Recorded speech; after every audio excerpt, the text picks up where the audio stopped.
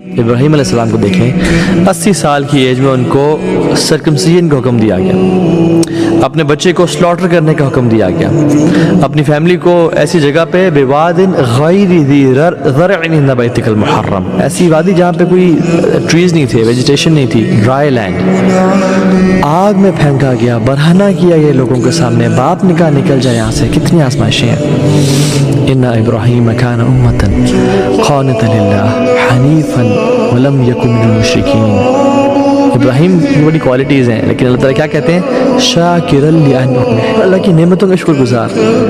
نعمتیں دیکھیں کہ اتنی ٹف لائف سب کو جو میں نے مینشن کیا وہ اس سے گزر رہے ہیں، شاکرا لانعمہ، اللہ کی نعمتوں کا شکر گزار۔ اجتباہ وہدہ الی صراط مستقیم، اللہ نے ان کو صراط مستقیم کی ہدایت دی تھی اور ان کو چوز کر لیا تھا۔ صراط مستقیم کیا ہے یہاں پہ؟ گریٹفلنس اینڈ گریٹیٹیوڈ ہے۔